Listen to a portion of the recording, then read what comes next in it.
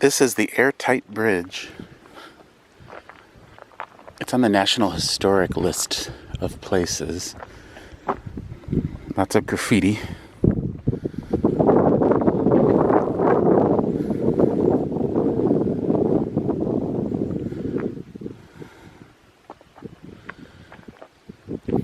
This really is out in the middle of nowhere. I do hope my van makes it over this.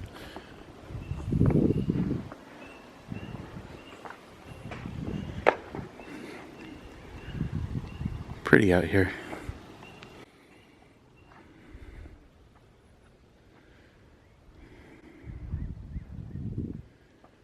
Very quiet. Known as Airtight Bridge because of an unnatural stillness encountered while crossing it, the most disturbance this bridge saw was when it's used by local teens as a drinking spot. But on October 19th, 1980, a gruesome discovery was made. Missing head, hands, and feet, a woman's body was found floating near the bridge. Using scuba divers to look for clues and appendages, little was found and the woman's identity was impossible to determine. Laid to rest in the Charleston Mound Cemetery under the name Jane Doe, strangers who remembered the case occasionally traveled to her grave and left flowers or other tokens of their sympathy. There was eventually a break in the case in 1992. The identity of the victim was determined using DNA analysis. Diana Marie Riordan Small disappeared from her Illinois home over 100 miles away and had never been heard from again. Determined as the Jane Doe, and after that, the headstone was replaced.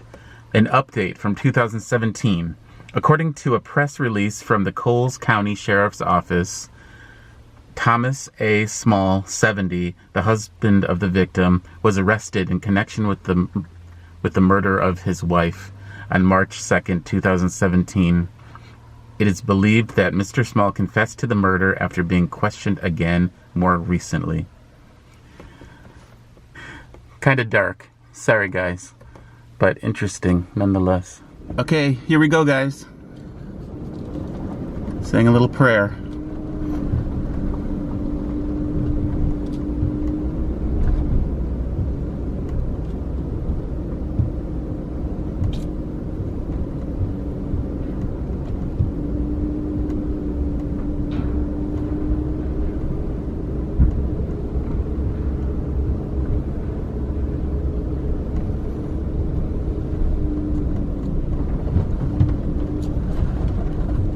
Woohoo! Made it.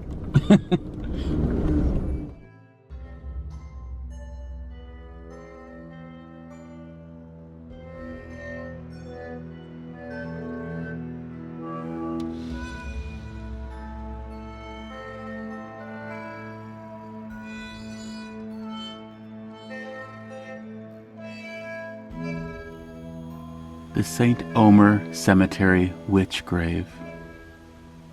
This grave is a ghost town cemetery, marks the death of a witch on the day that never happened. Driving along one of many country roads in the miles of Illinois cornfields, a gravel road will lead you to the town of St. Omer, or what's left of it at least. It's a cemetery. The ghost town might have been forgotten if not for the strange Barnes monument, the subject of local witch legend.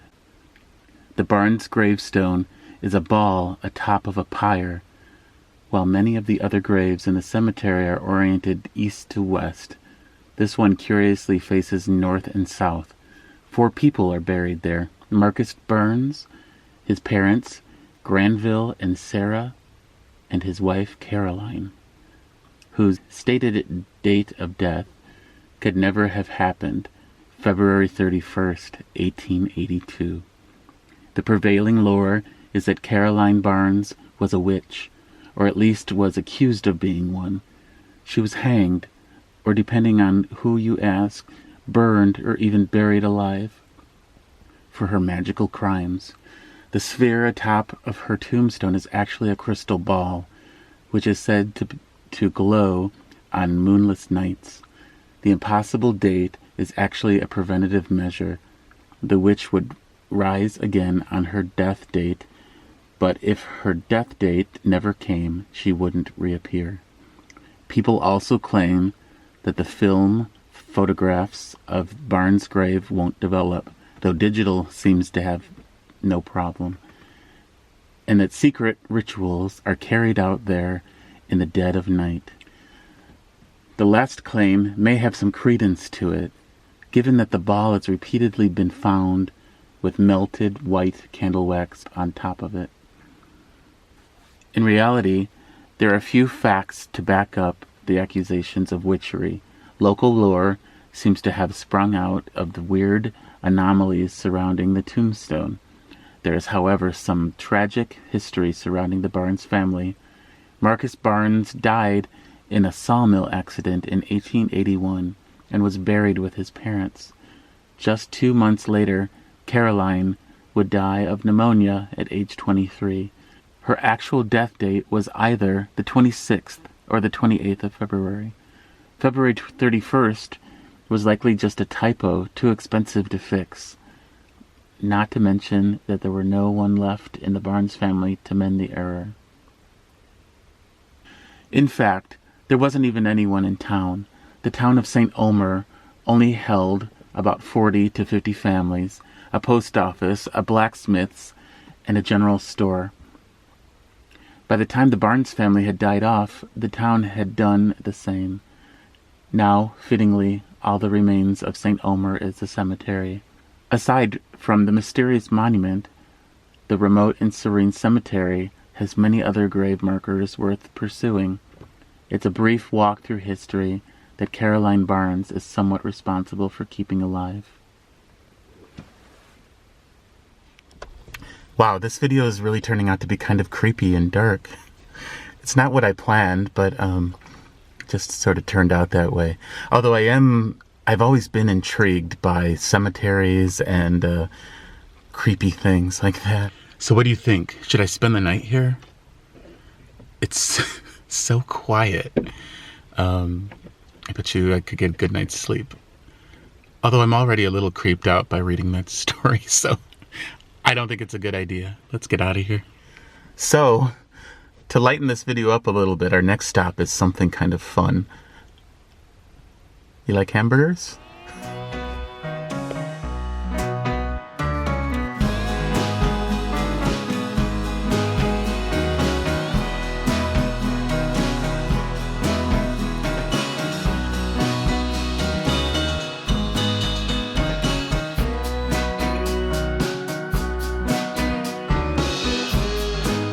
This was only $3.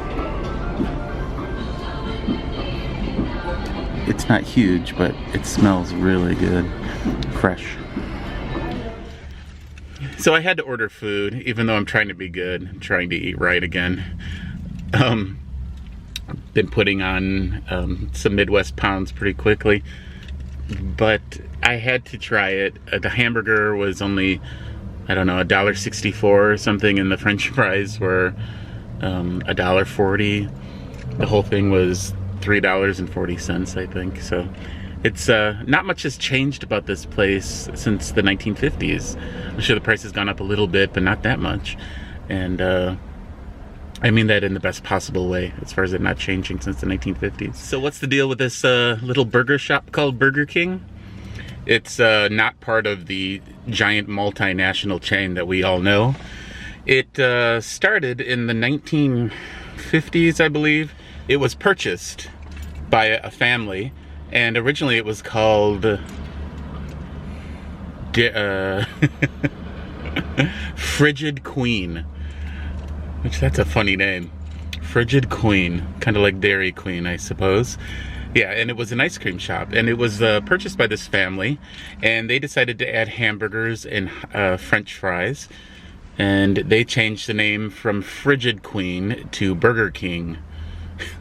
And the big Burger King that we all know, that one started actually a few years before they named this chain, this location Burger King. That one was already in existence in Miami, which is kind of a weird place to start a burger chain, but I don't know. Maybe not. So this place, this was before the internet and stuff, obviously, so I don't think they knew of the existence of the other Burger King since it was in Miami. Maybe they did, who knows. But they decided to file for a trademark in the state of Illinois. Many years later, the Burger King chain attempted to move into the area and sued this place with their dozens of corporate lawyers. They sued this tiny little ma and pa place, and Burger King lost. They lost the right to come within 20 miles of this this little restaurant, which is pretty awesome.